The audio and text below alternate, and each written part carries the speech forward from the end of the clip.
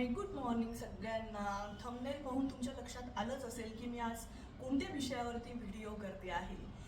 पुलंचं सुप्रसिद्ध नाटक ती फुलराणी या विषयावरचा आजचा व्हिडिओ आहे. त्याआधी सर्वप्रथम बघून घ्या आजचा पेहराव काय आहे. कारण फुलराणी म्हटलं, ती फुलराणी म्हटलं की आम्हा सगळ्या मुलींना, ज्या कोणी 90च्या आसपासच्या दशकातल्या आहेत, त्या सगळ्यांना पहिल्यांदा भक्ती बर्वे आठवते आणि भक्ती बर्वेची हिरव्या रंगाची साडी आठवते. म्हणून आज या व्हिडिओमध्ये ही साडी नेसण्याचा प्रयत्न आहे आणि भक्ती बर्वेंना एक ट्रिब्यूट आहे या सगळ्या ह्याच्यातनं. तर ही जिजामाता साडी आहे, मला आईने लग्नामध्ये दिलेली, आणि त्याच्यावरती असं पिंक कलरचं ब्लाऊज आहे, मोत्यांची माळ आहे, बांगड्या, असा सगळा पार्टीला जाणारा जो लुक असतो तो लुक आहे. चला तर मग व्हिडिओला सुरुवात करूयात. Stay tuned. तर मी तुम्हाला नुकतंच सांगितलं आत्ताच की ती फुलराणी ह्या विषयावरती आज आपण बोलणार आहोत. मुळात ती फुलराणी हे पु ल देशपांडे यांचं नाटक बेस्ड आहे जॉर्ज बर्नार्ड शॉ यांच्या पिग्मॅलियन या नाटकावरती. जॉर्ज बर्नार्ड शॉ यांचं पिग्मॅलियन हे अतिशय गाजलेलं असं नाटक आहे. साधारण 1913च्या आसपास व्हिएन्नामध्ये त्याचा पहिला प्रयोग सादर झाला आणि तेव्हापासून हे नाटक वेगवेगळ्या जणांनी अडॉप्ट केलेलं आहे. ह्याच्यावरती एक चित्रपट आला होता, चित्रपटाचं नाव होतं माय फेअर लेडी. याच्यामध्ये ऑड्री हेपबर्नने काम केलं होतं, रेक्स हॅरिसन यांनी काम केलेलं होतं. ऑड्री हेपबर्न म्हणजे तीच ती ब्रेकफास्ट ॲट टिफनीजवाली, अतिशय गोड दिसते ती. ऑड्री हेपबर्नने याच्यामधलं डुलिटलचं काम केलं होतं आणि रेक्स हॅरिसन यांनी प्रोफेसर हेनरी यांचं काम केलं होतं. आणि हा जो चित्रपट आहे किंवा हा सगळा जो विषय आहे ना, तो एक सामाजिक दरी ह्या विषयावरती आधारित आहे की खालच्या स्तरातल्या आर्थिक स्तरातले लोक आणि वरच्या आर्थिक स्तरातले लोक, आणि खालच्या आर्थिक स्तरातल्या लोकांकडे वरच्या आर्थिक स्तरातले लोक कशा पद्धतीने बघतात हे तर आपण रोज सगळेजण बघतच असतो.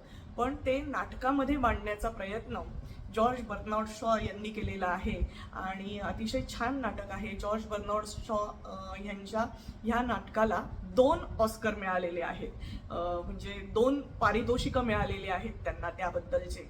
एक त्यांच्या लिखाणाबद्दलचं आहे आणि कवितांबद्दलचं. त्याच्या हे आहेत ना, संवाद जे आहेत, स्वगत जे आहेत ना, तर मोनोलॉग म्हणतात त्याला, तर ते असे फ्लोई आहेत, एकदम असे गाण्यांसारखे वाटतात आणि त्यामुळे त्याला सुद्धा त्यांना बक्षीस मिळालेलं आहे.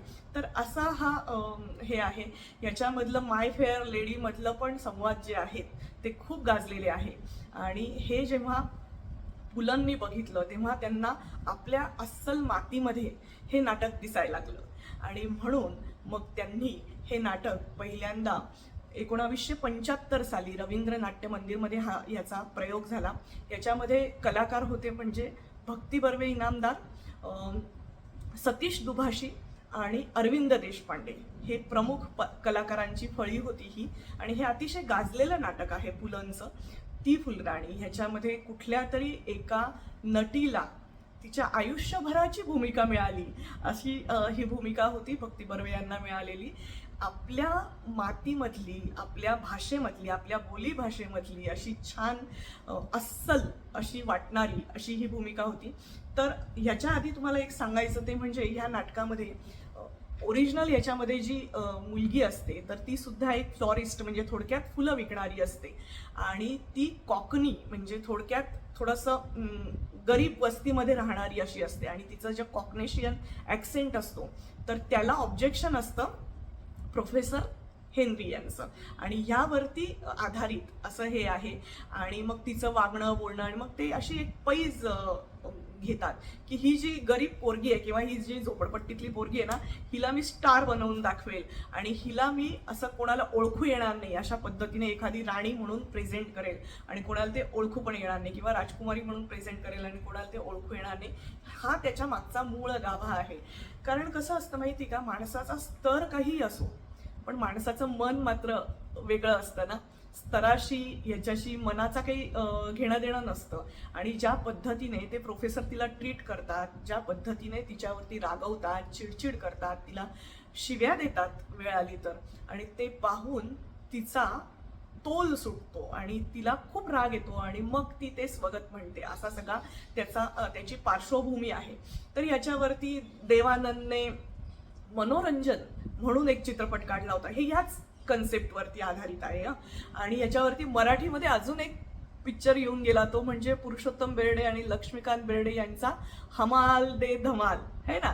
म्हणजे तो गरीब मुलगा, ती श्रीमंत घरातली मुलगी, आणि मग ती त्याला कशी वरच्या ह्याच्यामध्ये बनवून स्टार बनवून दाखवते, असा सगळा तो मूळ गाभा आहे त्या गोष्टीचा. आणि अशा वेळेला व्यक्ती जो असतो ना, त्याला जो कुठल्याही स्तरातला असो, त्याला जेव्हा अपमान होतो ना, तेव्हा तो असा रागाने पेटून उठतो.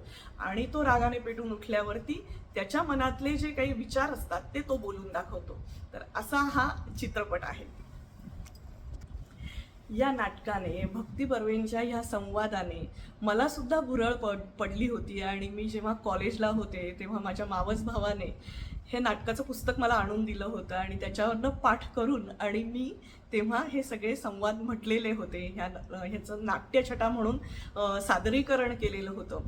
कारण तेव्हा एकपात्री प्रयोग, नाट्यछटा असं असायचे. म्हणजे थोडक्यात तुम्ही वन ॲक्ट प्ले म्हणून ते करू शकायचे. पण आता इतक्या वर्षांनंतर, जवळपास 30 वर्ष झाली या गोष्टीला, त्यामुळे इतक्या वर्षांनंतर ते सगळे संवाद तसेच्या तसे आठवतीलच असं नाही.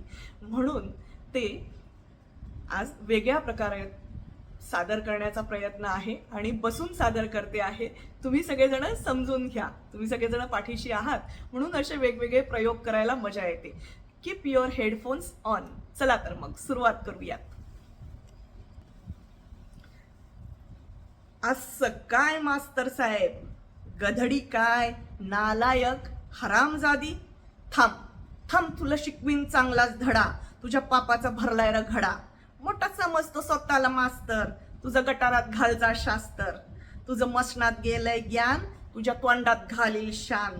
तुझा क, तुझा ख, तुझा ग, तुझा घ, मारे पैजेचा घेतोय इडा, तुला शिकवीन चांगलाच धडा. तुझा उतरीन समजा माज, तवा येशील गुंडाळून लाज. माझी चाटत येशील बुट, मी म्हणन काय आज इकडं कुठं. हात पसरून मागशील भीक, मी म्हणन जरा शुद्ध बोलायला शिक. मग उडवून हात सांगील धरायला वाट, चल बाहेर मुकाट. उग वळवळ करतोय किडा, तुला शिकवीन चांगलाच धडा. तुला दाखवतेच बघ चोरा, तू बघशील माझा तोरा.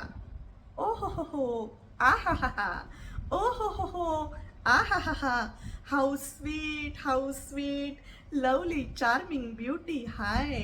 समदे धरत्याल मंजूचे पाय, कुत्र्यावाणी घोळवीत गोंडा, तरण्या पोरांचा दारात लोंढा. Hi Manju, hi Dilip, hi Manju, hi Philip. Manju ben केम छो, how do you do, come come go Hanging Garden, I beg your pardon. कोणी आणतील सिल्कची साडी, कोणी घेतील मोत्याची कुडी, कुणी घालतील फुलांचा सडा, तुला शिकवीन चांगलाच धडा. मग मग कुठून सा येईल राजकुमार, सफेद घोड्यावर होऊन स्वार. नदरला जेव्हा नदर भिडल, झटक्यात माझ्या पायाच पडल.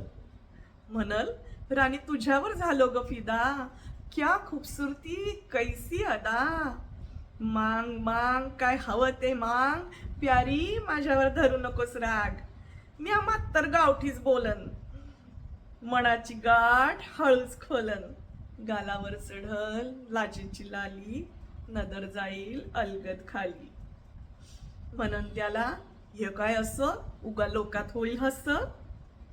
कुंपडा पातर सरड्याची धाव, आणि टिटवीने धरावी का दर्याची हाव. हिऱ्याच्या कंठ्याला सुतळीचा तोडा, आणि गटाराच्या पाण्याला सोन्याचा घडा. मग राजाच येईल रथात बसून, म्हणल कसं बी कर पर हो माझी सून. दरबारी धरत्याल मुठीत नाक, म्हणत्याल राजाचा मान तरी राख. तोरण बांधा रांगोळ्या काढा, त्या अशोक्याला चांगलाच शिकवीन धडा. मग मंजू म्हणल महाराज ऐका, त्या अशोक मास्तराला बेड्याच ठोका. शिष्याचा रस त्याच्या कानात वता, लाख लाख सुरीने गर्दन छाटा. मास्तराला घोड्याच्या शेपटाला जोडा, आणि आलटून पाटलून काढून चापकानं फोडा. महाराज म्हणत्याल भले हुशार धाडून द्या र घोडस्वार. हा हा हा हा हा. जव राजाचं शिपाई धरत्याल तुला, म्हणशील म्हणजे सोडीव मला, धरशील धरशील पायन लोळशील कसा, रडत राहशील ढसा ढसा. तुझा ए तुझा ओ तुझा न तुझ्या त्या शा, तुझं ते वस्कन अंगावर येणं, भोकाता कप तुझ्या कर्माची फळं, तुझ्या चुरचुर जिभेला कायमचं टाळ. महाराज म्हणत्याल याची गर्दन तोडा. म्या म्हणल महाराज जाऊ द्या गरीबाला सोडा. आहे की नाही, मस्त आहे ना. काळातीत ज्या काही गोष्टी असतात ना, ज्याला काळाचं बंधन नाही, त्यातलं हे एक नाटक आहे. कुठल्याही काळामध्ये अतिशय समर्पक असं हे नाटक आहे. सामाजिक अंतर, सामाजिक दरी दाखवणारं असं हे नाटक आहे. आणि त्याबरोबर कुठल्याही स्तरातली मुलगी असो, तिच्या कोमल भावना दाखवणारं असं हे नाटक आहे. मी हा आज एक प्रयत्न केला. तुम्हाला हा प्रयत्न कसा वाटला ते कॉमेंट करून मला नक्की सांगा. मला ऐकायला आवडेल. Thank you so much. Have a good day. Meenal Advait.